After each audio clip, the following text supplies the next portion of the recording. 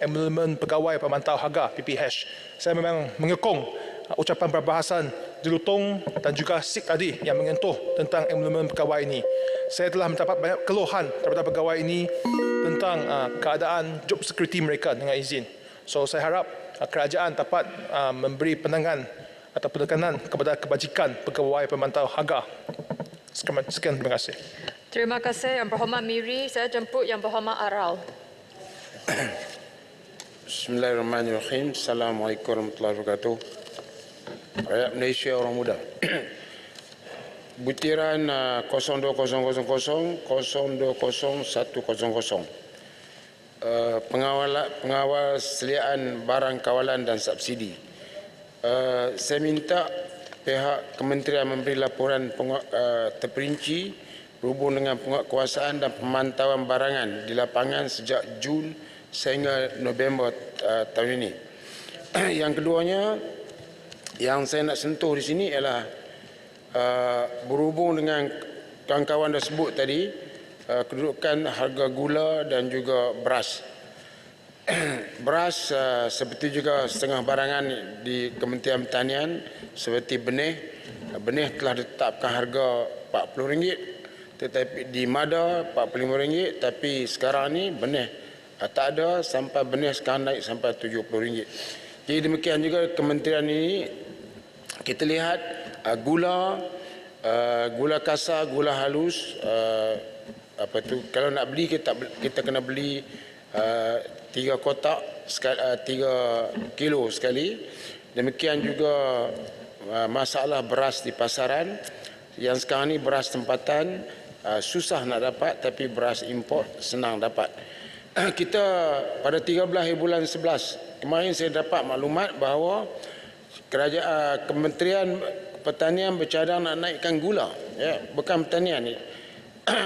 Kementerian pihak kerajaan bercadang nak naikkan gula sampai RM3.80 dan beras tempatan nak dinaikkan sampai sekarang ni RM2.60 1 kilo, nak dinaikkan sampai RM3.20, makna RM32 bagi beras 10 kilo. Sekarang ni persoalannya Tuan Pengerusi, saya nak tanya satu ya. Kenapa soal naik harga semua ni dibuat orang tengah susah? Kau nak naik harga masa tenang tak apa, ni masa tengah susah. Kita juga cari jalan mudah dengan menaikkan harga. Naikkan harga untuk siapa? Di akhirnya yang menghadapi masalah rakyat pengguna. Masa sekarang ni inilah masa kerajaan tunjukkan kehebatan menterinya dengan mengawal harga supaya harga ni rakyat tidak menderita. Orang-orang Ulu Langat tak menderita, orang-orang Arau tak menderita, ya.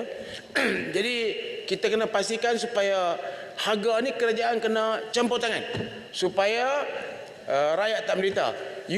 Adakah Ulu Langat setuju dengan saya bahawa rakyat menderita kalau naik harga? Betul tak? Setuju. Terima kasih. Kali pertama dia setuju. Jadi sekarang ni kenapa naik harga? Ni baru cadangan ura-ura kerajaan akan naik harga. Kerajaan tak boleh naikkan harga. Maknanya macam haram lah kalau naik harga. Kenapa mesti naikkan harga sekarang? Harga beras, harga gula tak boleh naik. Cari jalan supaya kita dapat stabilkan benda ini. Itu sebab baru ni saya cadangkan stockpile. Stockpile ni apa dia? Masa harga mahal, dia keluarkan barangan supaya jadi murah balik. Stockpile ni penting. Ataupun tentang isu keselamatan negara ni ialah berhubung dengan stockpile supaya kita mempunyai makanan yang mencukupi dalam tempoh 3 bulan. Walaupun Menteri Pertanian kata kita beras mencukupi, dia beras mencukupi tapi tak ada. Beras tu tak ada. Beras 5 kilo jarang sangat kita nak dapat. Kita boleh dapat beras 10 kilo, itu pun ialah beras import. Jadi orang berebut nak buat beras import sebab beras import diapungkan. Saya dah bagi macam-macam pandangan sampai letih juga dibuatnya, tapi tak nampak satu jalan di mana kita dapat selesaikan masalah ini. Rau, boleh tanya, akhir sekali, boleh tanya tentang cadangan stockpile tadi. Kerana barangan makanan ada shelf life dia akan rosak. Jadi ada masalah tentang kumpulkan terlalu banyak dan simpan lama-lama, dia mungkin tidak sesuai untuk dimakan lagi. Jadi apakah cadangan untuk selesaikan cadangan tadi? Terima kasih. Ya, bagus. Soalan itu bagus, cukup bagus Tuan Mengurusi, tapi saya nak jawab sekarang. Makanan ni ikut jenis makanan. Kalau beras 3 bulan. Dia boleh bertahan 3 bulan. Tapi kalau menggunakan teknologi moden ni mungkin pergi ke 4 bulan ataupun 5 bulan. Kita macam itu. Bila sampai tempohnya, dianya dikeluarkan. Dijual mengikut harga biasa. Dan pusingan ini dibuat dengan permulaan stockpile-nya mungkin kerajaan akan bagi di bawah grant tertentu untuk memulakan stockpile ni dia berpusing. Lepas 3 bulan dia berpusing. Tidak ada masalah.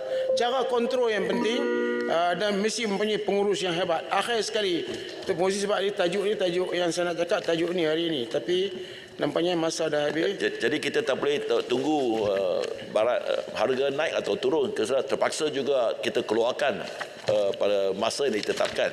Jadi tadi cadangan untuk memastikan apabila harga barang naik, kita keluarkan, itu tidak boleh kita kontrol lah. Maksud saya, tadi cadangan itu mungkin tak begitu sesuai. Thank you. Ya, Arau, sila gulung, masa sudah tamat.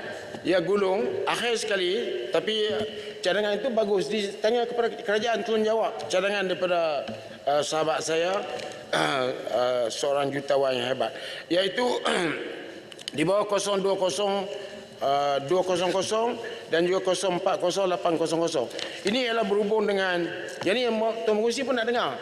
Ini berhubung dengan orang yang memboikot barang-barang yang memberi sokongan. Mana kata taukenya tu bagi sokongan kepada Israel. Jadi orang ramai telah boikot. Bila telah boikot, terdapat syarikat ini yang telah mengumumkan untuk memberhentikan pekerja. Jadi kita kena ingat pekerja ini ialah orang tempatan. Mereka menyokong Palestin. Malah perancis di Malaysia pun sokong Palestin. Tapi sebab dia punya parent company dengan ejen sokong Israel. Jadi kita nak supaya benda ini selesai. Masalah sekarang ni boykot ni nampaknya ada kejayaan. Tapi sekarang ni pekerja-pekerja ni ke mana mereka pergi. Jadi saya mencadangkan di sini Tuan Pengerusi, supaya syarikat tempatan ataupun coffee shop tempatan yang diberi license, bukan franchise, supaya mereka ini diberi soft loan untuk cawangan-cawangan baru yang mereka nak bina. Dan cawangan baru yang mereka nak bina ni bukan untuk mereka. Mereka bagi peluang kepada mana-mana pekerja mahir yang membuat soft loan dan boleh menggunakan nama syarikat ini. Di antara syarikat yang saya dapat hubungi ialah Rekiamo, sebab dia Rekiamo yang ada di Parlimen, dan sekarang dia sudah mempunyai 180 outlet. Dan dia boleh buka terus, dan dia mengusahakan supaya pekerja-pekerja yang berhenti kerja daripada mana-mana syarikat boleh membuka cawangan, dan kerajaan bukan bagi grant, bagi soft loan, benarkan soft loan daripada mana-mana bank. Jadi kalau pendekatan ini diambil, saya percaya kita akan mendapat pendekatan yang menang-menang dengan izin, bukan pendekatan yang merugikan mana-mana pihak. Saya setuju dengan kawan-kawan saya supaya penguat kuasa, kebajikan penguat kuasa ini hendaklah kita tengok betul-betul, sebab penguat kuasa bukan kerja yang mudah, tetapi kadang-kadang mereka mendapat tumbuhan berlebihan, tapi kebajikan mereka kadang-kadang terabai. Terima kasih. Terima kasih Yang Berhormat Arau. Saya jemput Yang Berhormat Selayang. Terima kasih Puan Pengerusi. Saya hendak sentuh butiran 01400 implementasi Undang-Undang Persaingan, 020-600 Suruhanjaya Persaingan Malaysia MyCC. Saya setuju dengan pendapat daripada Yang Berhormat Banggi dan juga kawan-kawan daripada 12 Dewan ini, bahawa tidak harus kita kurangkan peruntukan kepada MyCC daripada 15 juta kepada 12 juta. Ini adalah kerana tanggungjawab MyCC ini adalah sangat berat, dan kita hendak MyCC dapat menjalankan tugasnya dengan sempurna. Oleh yang demikian, saya meminta Menteri untuk memberikan jawapan berapa jumlah pegawai yang sedia ada, khususnya pegawai siasatan, dan adakah jumlah ini cukup dan bolehkah dengan peruntukan yang sedia ada dapat untuk mentunaikan tugas yang sedia ada. Perkara yang kedua ialah tentang subsidi untuk ayam telah diberhentikan, juga harga siling diberhentikan, dan saya mengalukan kenyataan yang dikeluarkan oleh kementerian dan juga MyCC bahawa tindakan tegas akan diambil kepada pihak pemain-pemain industri. Jangan melakukan gangguan terhadap proses persaingan pasaran ayam dengan membabikan aktiviti kartel. Apa yang kita telah lihat sehingga hari ini bahawa harga nampaknya adalah tidak menampung naik lebih daripada harga siling, dan oleh itu saya meminta Menteri memberikan jawapan apa tindakan yang telah diambil, apa yang telah dilakukan daripada 2 hari bulan sampai hari ini, bahawa kita menunjukkan bahawa tidak perlu untuk mengadakan subsidi dan harga barang boleh ditentukan mengikut bekalan dan pasaran.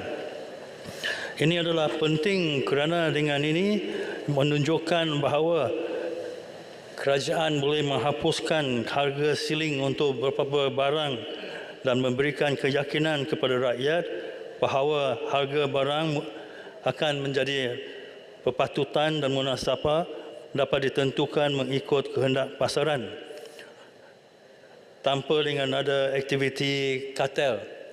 Dan saya juga setuju dengan Yang Berhormat Petaling Jaya dan Berhormat Menteri bahawa kalau kita mengadakan MyCC dengan memantau dengan ketat, kita boleh kawalkan harga dan tidak ada gangguan daripada aktiviti-aktiviti kartel. Perkara yang ketiga ialah KPDN adalah dalam proses akhir untuk meminda Akta Persaingan 2010, Akta 712 dan Akta Suruhanjaya Persaingan 2010, Akta 713 yang dikatakan dijangka dibentangkan pada sidang pertama Dewan Rakyat tahun hadapan. Pindaan Akta 712 ini adalah antaranya untuk memasukkan komponen baru dikenali rejim kawalan penggabungan bagi mengawal selia sekiranya wujud elemen kecenderungan syarikat untuk bergabung dan berpakat dalam menghadkan harga dan pengeluaran. Malaysia adalah hanya satu negara di rantau ini di mana Suruhanjaya Persaingan tidak ada kuasa untuk mengkawal selia pergabungan syarikat untuk memastikan syarikat tidak melanggar undang-undang anti persaingan. Oleh yang demikian, saya harap kerajaan memberikan perhatian untuk perkara ini di mana kita dapat mengadakan Suruhanjaya diberikan kuasa yang sempurna yang sehingga hari ini tidak dapat untuk mengkawal pergabungan syarikat. Sekian, terima kasih. Terima kasih Yang Berhormat Selayang. Sekarang saya menjemput Yang Berhormat Timbalan Menteri untuk menjawab dalam masa 25 minit. Bismillahirrahmanirrahim. Terima kasih Puan Pengerusi. Saya ucapkan terima kasih kepada 25 ahli yang berhormat yang telah berbahas di peringkat jawatan kuasa untuk Kepala B25 dan P25. Saya rangkumkan soalan-soalan ataupun perbahasan-perbahasan ini kepada 12 isu dan ianya amat panjang, so saya pohon kesabaran Puan Pengerusi ya. Pertama, Puan Pengerusi, saya ingin menarik perhatian Dewan Yang Mulia ini berkenaan dengan perbahasan-perbahasan yang tidak terdapat butiran di dalam B25 dan P25, Puan Pengerusi. Kerana bajet penggulungan di peringkat jawatankuasa ini hanya harus berbahas berkenaan apa yang dalam butiran. Jadi contohnya, kalau gula tu tak ada dalam butiran sebenarnya. Jadi saya pun pelik juga, ahli parlimen lama-lama macam Arau ni tak faham berkenaan dengan kawalan harga dan sebagainya. Tak ada dalam butiran. Jadi selama ini memang kita tahu mesti ada butiran untuk kita bahas, ya. Butiran dalam tahun 2024 bagaimana nak digunakan peruntukan tersebut. Jadi ada banyak perkara yang saya tak boleh nak jawab, ya. Pertama berkenaan dengan harga gula, kedua dengan dasar kos sara hidup, agihan subsidi, pengumpulan data, beras ni untuk saya kena sebut dalam Dewan Yang Mulia ini supaya ahli-ahli yang berhormat semua tahu bahawa beras ini tidak termasuk di bawah senarai barang kawalan KPDN. Tak tersenarai dalam senarai barang kawalan yang dikawal selia oleh KPDN, beras, ya. Dia seluruhnya 100% di bawah Akta Kawalan Padi dan Beras di bawah KPKM. Jadi kalau kita buat operasi-operasi itu ialah untuk dalam konteks membantu KPKM dalam penguatkuasaan. Jadi 12 perkara, 12 isu yang dibangkitkan, saya rangkumkan kepada 12 perkara. Yang pertama, inisiatif Payung Rahmah. Saya ingin menarik perhatian ahli-ahli yang berhormat kepada butiran 040900 inisiatif Payung Rahmah, di mana pada tahun 2023 diletakkan di situ 43.75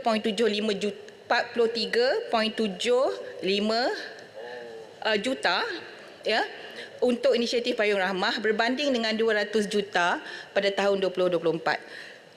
Ramai yang bertanya bagaimana pecahannya, dan ada juga yang menyatakan kegembiraan kerana ada peningkatan yang begitu tinggi. Saya nak kongsi, ya. Puan Pengerusi, jualan rahmah 100 juta, dia tidak termasuk di bawah B25 pada tahun 2023. Dia termasuk di bawah bekalan B11 di bawah Kementerian Keuangan. Jadi sebab itu kita tengok dekat sini ada hanya 43.75 juta.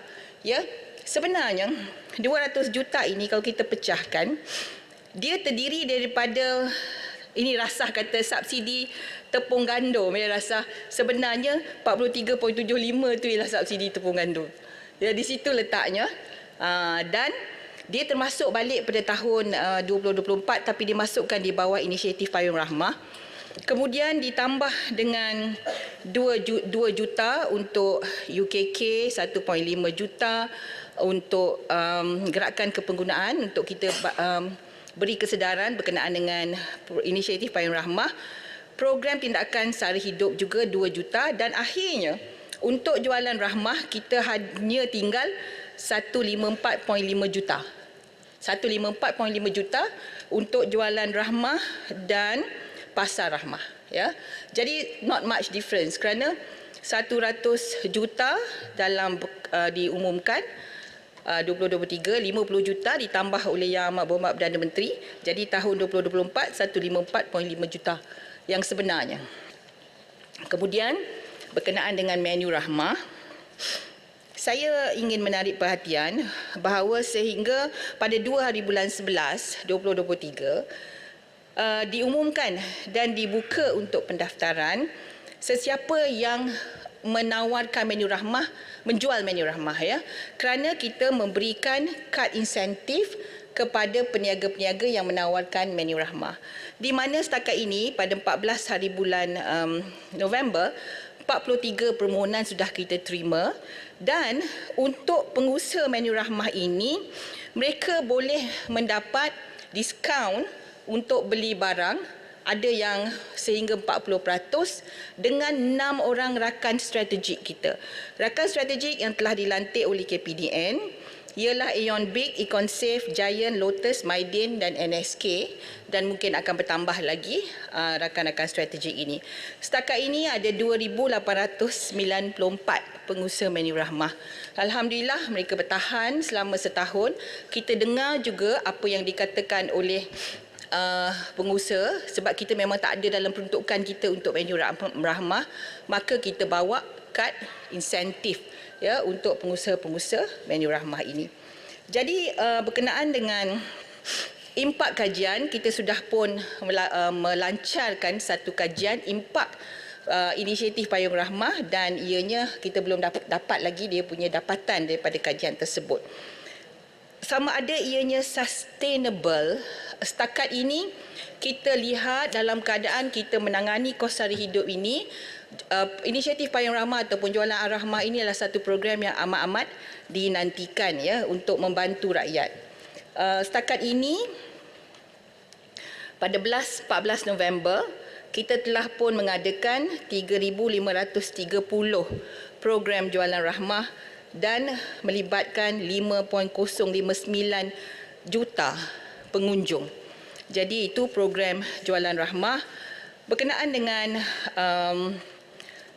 ayam ya, harga ayam ni sebenarnya dia tidak ada dalam butiran, tapi oleh kerana dibawa berkenaan dengan ayam mahal di utara Sarawak, salah satu daripada jalan penyelesaiannya ialah untuk menawarkan Jualan Rahmah ayam di Sarawak, di utara Sarawak. Di masa yang sama, kita juga akan menyiasat di bawah Akta Kawalan Harga dan Anti Pencatutan, dan sekiranya didapati ada pencatutan, maka notis akan dikeluarkan kepada peniaga-peniaga yang menaikkan harga yang begitu tinggi. Kita juga akan mengadakan libat urus dengan industri untuk mengenal pasti apa dia punca kepada kenaikan tersebut. Itu yang pertama. Isu yang kedua, Yang Mohd Timbalan Menteri, mohon rasa. Ya. Ini berkenaan dengan, saya ucapkan terima kasih kepada Yang Berhormat Timbalan Menteri yang memberikan penjelasan berkenaan dengan subsidi untuk tepung gandum tadi. Maknanya subsidi itu masih ada. Cuma kenapa dia boleh tukar putiran tu? Mohon penjelasan daripada Yang Berhormat Timbalan Menteri. Terima kasih Rasa. Saya mencadangkan Rasa ajukan kepada Kementerian Kewangan nanti. Kami pun baru maklum berkenaan dengan perkara ini. Dan oleh kerana subsidi tepung tak ada siapa yang nak pun. Mereka tak nak guna pun subsidi tepung ni. Dia tak ada satu pun syarikat yang memohon untuk mendapatkan subsidi tepung gandum ini ya. Jadi saya teruskan ya. Terima kasih Puan Pengerusi. Saya teruskan kepada perkara yang kedua. Isu yang kedua yang dibahaskan ialah berkenaan dengan skim penstabilan harga minyak masak ataupun KOS. Soalan yang pertama berkenaan dengan jumlah peruntukan. Jumlah peruntukan tahun 2023 ialah 500 juta. Sementara jumlah peruntukan yang diperuntukkan pada tahun 2024 ialah 845.5 juta. Saya nak bawa perhatian Dewan ini bahawa ini sebenarnya bukan yang sebenar. Kerana perbelanjaan yang sebenar ya memang lebih daripada jumlah tersebut. Kalau belanja yang sebenar pada tahun 2021 ialah 2.19 bilion dan 2022 ialah 2.415 bilion. Ya, dan kita unjurkan sehingga hujung tahun ini unjurannya ialah 1.9 bilion. Ya. Jadi itu unjuran kerana kita banyak bergantung kepada harga sawit ya, CPO. Jadi kita subsidi itu akan berkait dengan harga CPO. Jadi kedua berkenaan dengan kota. Kota sekarang ialah 60,000 metrik tan Puan Pengerusi, dan pada ketika ini tidak ada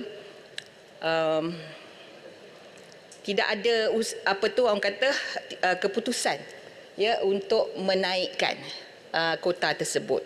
Bagaimana kita nak memastikan bahawa ianya cukup, seperti yang saya dah jawab dalam Dewan 2 minggu lepas, bahawa kita akan mengadakan penyasaran subsidi. Maka ianya tidak akan ada lagi secara pukal seperti sekarang ini. Kedua, kita juga akan audit di setiap rantaian bekalan daripada penapis kepada repacker, kepada pemborong, kepada peruncit, dan kita akan tambah baik pula untuk tambah kepada pengguna. Jadi ini adalah work in progress, dan e-cost ini ialah sistem yang akan memastikan bahawa kita dapat menyasarkan subsidi nanti dan memastikan tiada ketirisan berlaku di dalam skim penstabilan harga minyak masak. Saya juga menarik perhatian bahawa yang disebut oleh Kubang Krian tadi, two-tier pricing. Two-tier pricing tidak terpakai kepada minyak masak bersubsidi. Kubang Krian, ianya hanya terpakai kepada minyak masak kemasan botol. Yang 1 kilo, 2 kilo, 3 kilo dan 5 kilo tu. Tidak terpakai kepada minyak masak bersubsidi setakat ini. Terima kasih kepada yang berkenaan dengan kajian sama ada akan ada kenaikan. Ya betul, saya juga dah sebut dalam Dewan Yang Mulia ini sebelum ini, kerana harga minyak masak subsidi itu RM2.50, sedangkan harga minyak masak terpakai ialah lebih kurang RM3.80 sekilo. Jadi kemungkinan ketirisan itu berlaku amat tinggi, maka kita juga sedang mengkaji berkenaan dengan harga. Ya, supaya mungkin kalau kita naikkan harga, mungkin akan kurangkan juga kos subsidi tersebut. Berkenaan dengan isu yang ketiga, saya menarik perhatian Dewan Yang Mulia ini berkenaan dengan pengedaran barang perlu dan penyeragaman harga.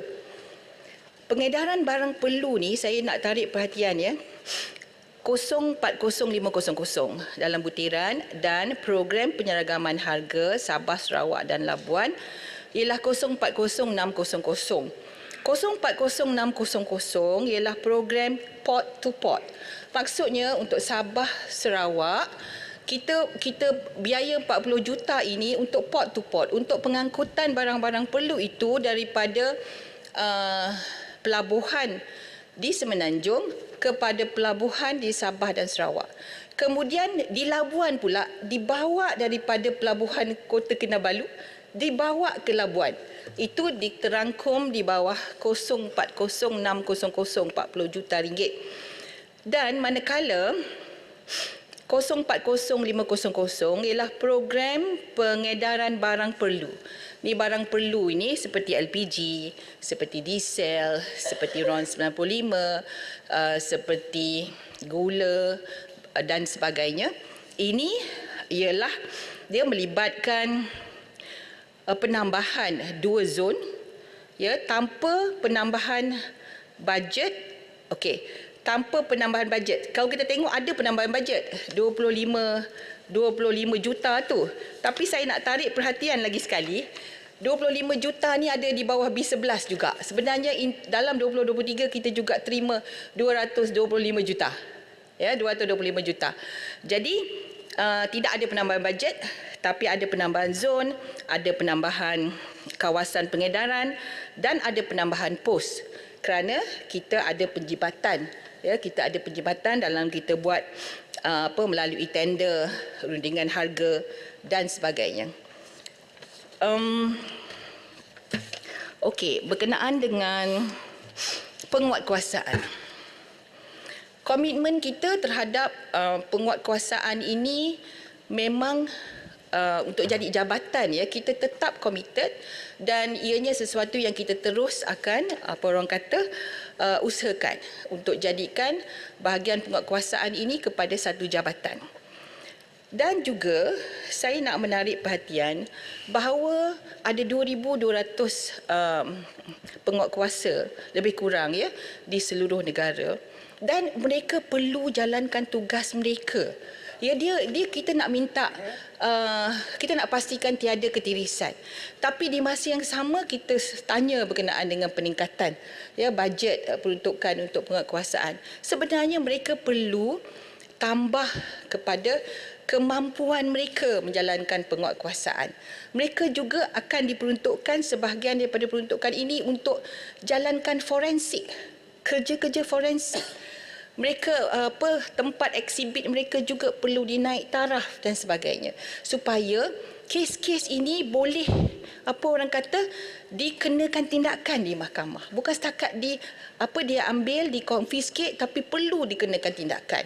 Jadi perlu ada tempat nak simpan barang, perlu ada kajian forensik, perlu ada kuasa kepada mereka nak guna drone dan sebagainya. Inilah antara peruntukan-peruntukan yang dimasukkan di dalam bajet penguatkuasaan. Berkenaan dengan data detail tadi yang diminta oleh Arau, saya kira nanti saya berilah obsteris itu dari segi detailnya ya. Berkenaan dengan PPH, Pegawai Pemantau Harga, ada total dia, jumlah dia ialah 944 keseluruhannya. Dan mereka ini memang kaki tangan kontrak dan setiap kali memang ditanya berkenaan dengan kedudukan mereka. Saya ingin memaklumkan bahawa mereka ini memantau lebih kurang 1,500 premis setiap hari. Mereka memantau harga, pasar raya, pasar basah, pasar mini, kedai runcit dan mereka key in, mereka masukkan maklumat tersebut ke dalam aplikasi Price Catcher. Ini tugas mereka. Ya, jadi pada sekarang ini ada satu kajian di mana keberadaan PPH ini sedang dikaji. Ya, soalannya sama ada mereka ini perlu kita naikkan taraf mereka, ya, akan terserah kepada dapatan kajian ini. Sekiranya kita boleh buktikan bahawa mereka ini amat-amat diperlukan dalam kajian ini, maka ianya akan disahkan kedudukan mereka. Sebab selama ini tidak ada spesifik study berkenaan dengan peranan mereka dan keberkesanan mereka dan sebagainya. Jadi kajian ini juga sedang diadakan. Puan Pengerusi, saya nak terus kepada latihan kepenggunaan. Latihan kepenggunaan, saya ingin maklumkan kita ada gerakan kepenggunaan, gerakan pengguna sekolah, gerakan pengguna siswa. Ya, tadi Tumpat tanya. Dan cuma yang tanya berkenaan dengan PKP, kita belum lantik. Ya, sebab masa arwah meninggal itu belum sempat lantik PKP. Jadi kita belum lantik, tak ada lantikan pada tahun 2023. Ya. Kemudian berkenaan dengan ada yang bertanya berkenaan dengan kenapa penambahan yang begitu tinggi daripada 4.5 juta kepada 9 juta. Ini adalah untuk advokasi kepenggunaan. Kita buat hari pengguna kebangsaan, kita laksanakan cabaran interaktif pengguna, kita buat advokasi melalui media sosial, ya, itu antara program-program advokasi. Dan saya nak maklumkan juga Menteri. Tak ada kejap Abang Serai. Okey, kejap. Saya nak maklumkan juga tak ada siapa yang bangkitkan butiran ini. Berkenaan 040700, saya nak maklumkan ini juga adalah advokasi. Ya, butiran ini melibatkan 1.5 juta ringgit di mana peruntukan ini diberikan kepada NGO untuk menjalankan, NGO berkaitan dengan kepenggunaan untuk menjalankan program advokasi. Okey, Pak Nasrat. Okey, terima kasih kepada pengerusi, terima kasih kepada Menteri. Berkenaan dengan walaupun pelantikan pelaras kepenggunaan Parlimen PKP dilantik, sebab tu saya tanya adakah juga melibatkan ahli-ahli Parlimen pembangkang, kerana soal pengguna ni soal yang merentas parti, dia tidak kira mana-mana parti. Yang pentingnya ialah pengguna kita ialah pengguna yang tidak ada parti ataupun yang ada parti. Minta penjelasan. Terima kasih. Terima kasih Yang Berhormat Bagan Serai. Tahun 2023 ada peruntukan untuk PKP, tahun 2024 tak ada peruntukan untuk PKP. Ya, tak ada dalam butiran. Ya, tapi kalau sekiranya kita rasakan, kalau Menteri nanti ada, kita rasakan perlu ada PKP ini, perlu ada lantikan, insya-Allah nanti kita bincang, ya, berkenaan dengan proses lantikan. Ada sikit. Tuan Menteri, tadi disebut berkaitan dengan status perjawatan PPH tadi, Pegawai Pemantau Harga. Jadi saya lihat nampak mungkin ada langkah ke belakang kalau kita masih menunggu laporan kajian yang sedang dibuat, ya. Kerana kita sudah pun secara realistiknya keperluan pegawai ini sangat penting, ya. Banyak sangat penyelewengan harga yang berlaku di bawah sana. Jadi adakah, saya tanya, bila kajian yang akan dihasilkan itu akan memberi kedudukan yang jelas kepada kedudukan PPH kita ini?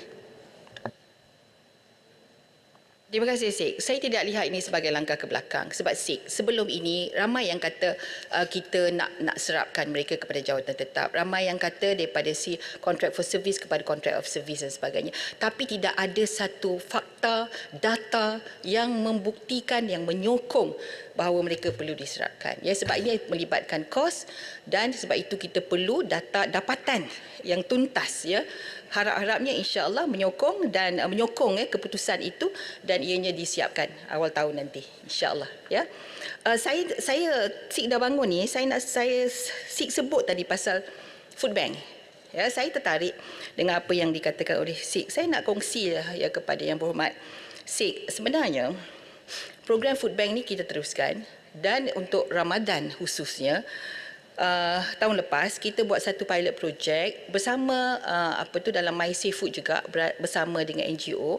Kita buat pilot di 55 bazar Ramadan dan kita berjaya selamatkan 25,000 kilogram makanan dan minuman bernilai dalam RM180,000, ya. Dan yang berhormat Sik, saya insya-Allah kementerian bercadang untuk meneruskan inisiatif ini dan sekiranya yang berhormat Sik nak berminat, nak terlibat, boleh kita bincang, ya, insya-Allah untuk tahun 2024 nanti, insya-Allah. Ya, Menteri, apa yang kita boleh lihat dari segi inisiatif kerajaan sendiri, kalau dapat berbincang dengan Kementerian Keuangan, bagaimana pasaraya-pasaraya kita yang besar, ya, yang mereka juga ada kemampuan untuk memberi sebahagian daripada barang-barang makanan itu kepada food bank itu, ya. Pengecualian cukai yang telah dibuat beberapa negara itu sangat baik dan dapat, yang penting tadi, mengurangkan pembaziran barang-barang yang dibuang selepas mereka tidak dapat menjual di pasaraya-pasaraya. Terima kasih. Sebenarnya yang berhormat Sik, perkara ini memang berlaku. Ya, dan memang kita ada food bank, terutamanya food bank siswa. Kita ada dia punya gerobok dia di mana memang syarikat-syarikat menghantar makanan ke food bank siswa ini, ya, daripada pasaraya dan sebagainya. Di masa yang sama kita juga libat urus dengan NGO-NGO yang terlibat dengan food bank ini.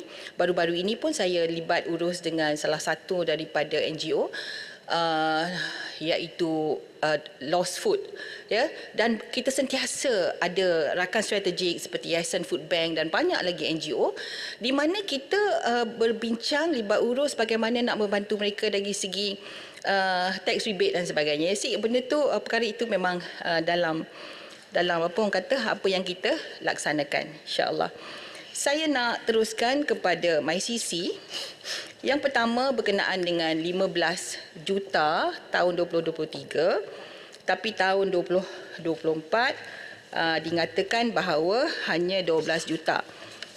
Saya nak kongsi, ya, berkenaan dengan actual perbelanjaan. 12 juta pada tahun 2024, tapi di butiran yang lain 050300 ada 5 juta disebut one off, ya, untuk rejim kawalan penggabungan, ya, 5 juta. Jadi 12 juta campur 5 juta dah 12 juta di situ. Kemudian ada 1.1 juta untuk menjalankan kajian yang selari dengan implementasi undang-undang persaingan ni yang Selayang sebut tadi. Ya, jadi 1.1 dah 18.1 million, ya, dengan izin Puan Pengerusi. Dan kemudian yang Amat Berhormat Perdana Menteri ada lagi menyebut 10 juta untuk memperkukuhkan kapasiti dan fungsi MyCC dalam menangani khasnya kartel.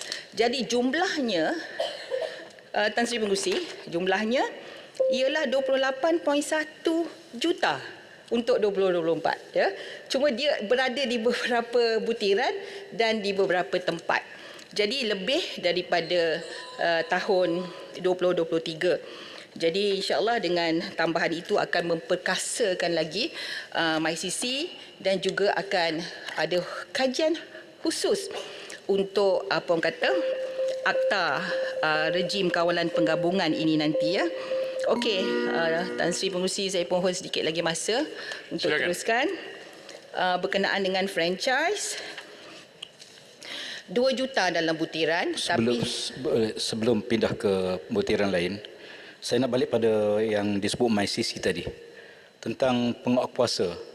Daripada jawapan Menteri pada 1 bulan, penguat kuasa kita ada 17 orang pegawai penyiasat sahaja saya inginkan pengesahan. Apakah betul jumlah ini?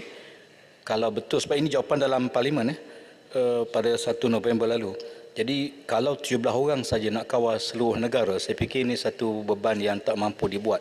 Dan saya ingin dapat penjelasan apakah jumlah tersebut tepat ataupun hasrat kajian untuk menambahkan pegawai penyiasat bagi mengenai masalah persaingan pasaran ini. Terima kasih.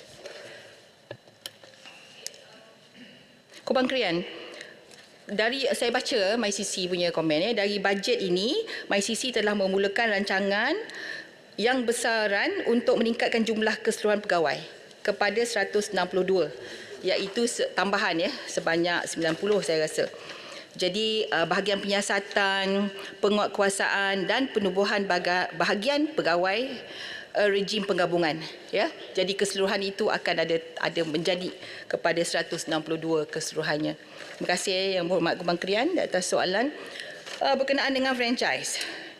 2 juta dalam B25 tetapi 10 juta disebut oleh Yang Amat Berhormat Perdana Menteri di dalam ucapan bajet.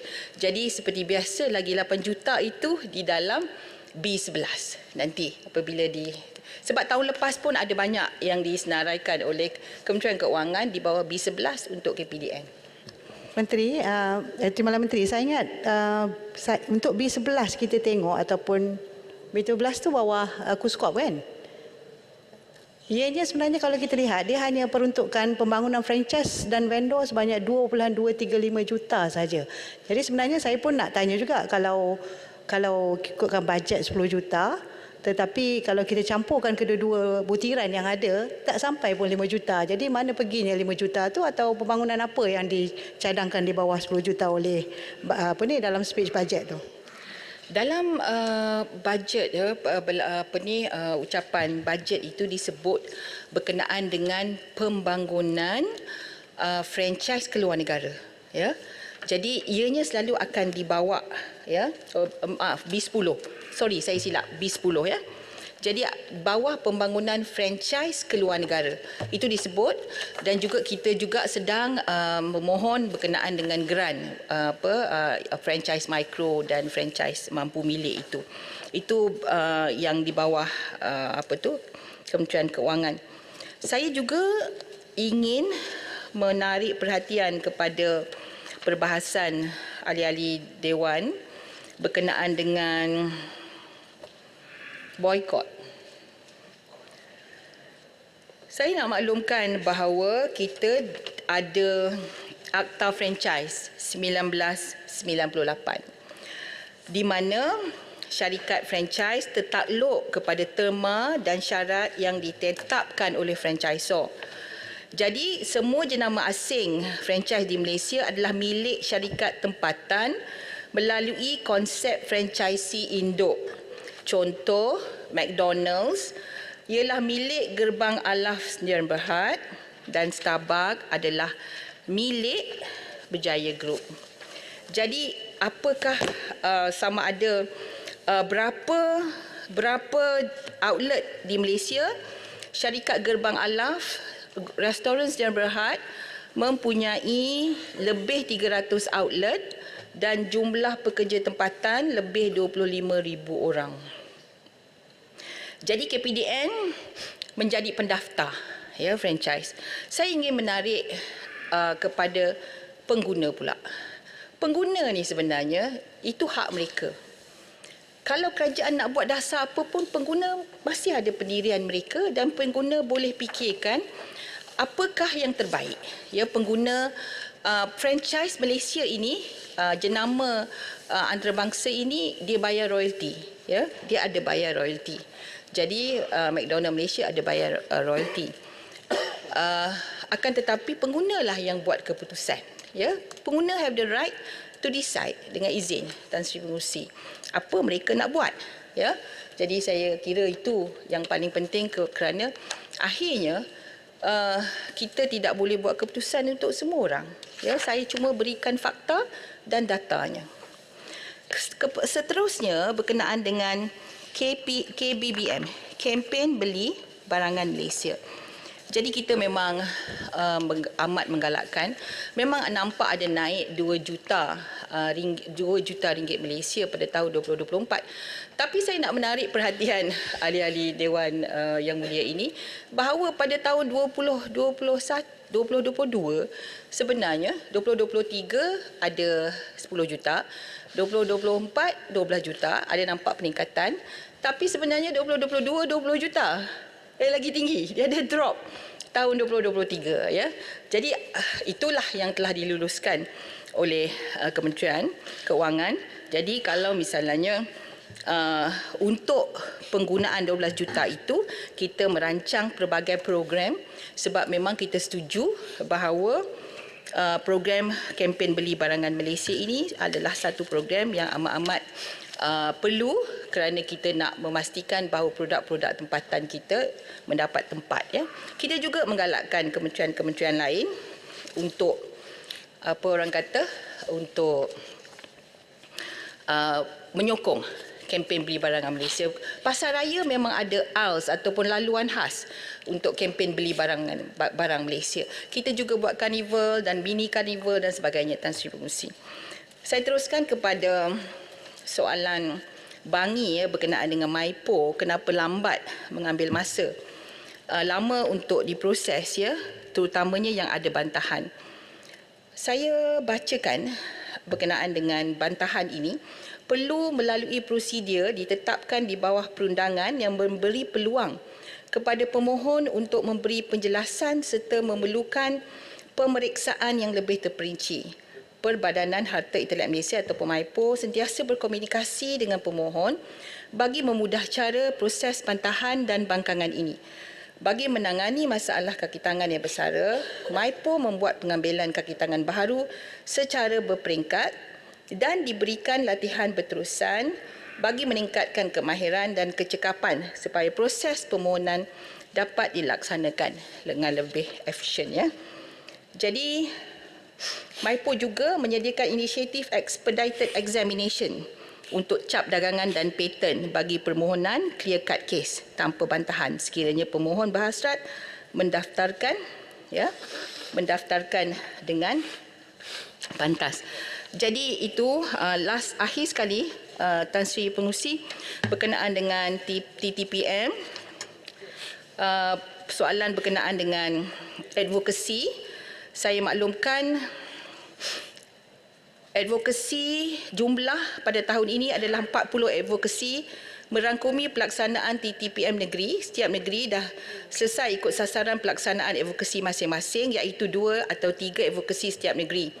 Jadi TTPM juga terlibat dalam jemputan advokasi kepenggunaan di negeri-negeri, menjadikan jumlah pelaksanaan dan pelibatan TTPM dalam advokasi setakat Oktober 2023 berjumlah 83 program seperti ceramah, seminar, forum, temu bual radio dan sebagainya, termasuk pameran booth ialah 128 program telah diadakan. Jadi sekali lagi saya ucapkan terima kasih kepada semua. Sikit yang Muhammad. Sikit sebab yang Muhammad sebab saya meneliti jawapan yang Muhammad. Yang Muhammad boleh jawab macam betul ni. Sikit ya Tuan Musi. Saya tahu Tuan Musi berpuasa, nak pergi buka puasa. Minum air dulu. Tadi Menteri kata tentang syarikat luar yang ada franchise di negara ini seperti nama yang telah disebutkan. Yang Muhammad kata pendirian kerajaan ini hak pengguna. Kerajaan hanya memberi angka. Jadi Yang Muhammad, apa pendirian kerajaan? Sebab kalau berterusan sudah pasti pekerja-pekerja yang begitu banyak itu harus kena ada alternatif, cara lain untuk membolehkan mereka meneruskan kehidupan dengan kepakaran yang ada kepada mereka. Saya telah mencadangkan beberapa perkara tadi. Jadi saya ingin bertanya, apakah pendirian kerajaan tentang pengguna boikot orang yang menyokong Israel? Yang Berhormat Arau, saya kira soalan Yang Berhormat Arau ni memang trick question. Sebab Yang Berhormat Arau, kita sebagai kerajaan, pendirian kita ialah menyokong Palestin. Ya, itu pendirian kita. Tapi sama ada interpretation tu nak menyokong boikot atau tidak, itu terserah kepada individu pengguna. Kerana Yang Berhormat Arau, pengguna itu terserah kepada dia. Dia rasa lebih penting untuk dia memboikot ataupun lebih penting nak menyelamatkan. Jadi ini setakat ini kementerian tidak membuat ketetapan pendirian berkenaan dengan perkara tersebut. Jadi pengguna ini harus berfikir, ya. Kalau 25,000 tadi, pengguna fikirlah macam mana pengguna nak buat keputusan, nak masuk ke tak nak masuk, nak masuk ke tak nak masuk, ya. Jadi Yang Berhormat Arau, terima kasihlah atas trik question tersebut, tapi taklah sepatutnya. Saya ikhlas Yang Berhormat. Terima kasih Tan Saya Sri tanya, Pengerusi. Saya ucap apa terima yang kasih kerajaan kepada boleh- 25 yang berbahas. Apa yang kerajaan Assalamualaikum boleh warahmatullahi tolong taala wabarakatuh. kalau jadi apa-apa kepada pekerja ni? Bukan saya ada niat lain. Mana boleh orang berpuasa niat lain? Baik. Ahli-ahli yang berhormat, masalah ialah bahawa wang sejumlah RM1 bilion 813 juta ringgit untuk kepala B25 anggaran perbelanjaan mengurus 2024 jadi sebahagian daripada jadual hendaklah disetujukan. Ahli yang bersetuju kata setuju. Yang tidak bersetuju kata tidak. Lebih suara bersetuju. Kepala B25 jadi sebahagian daripada jadual. Yang berhormat, masalah ialah bahawa perbelanjaan di bawah kepala P25 anggaran perbelanjaan pembangunan 2024 diluluskan. Ahli yang bersetuju kata setuju. Yang tidak bersetuju kata tidak. Lebih suara bersetuju. Perbelanjaan di bawah kepala P25 jadi sebahagian daripada anggaran perbelanjaan. Ahli yang berhormat, mesyuarat hari ini ditangguhkan hingga jam 10 pagi hari Rabu 15 November 2023. Sekian, Assalamualaikum warahmatullahi wabarakatuh dan selamat malam. Majlis, ya, dalam syuarat.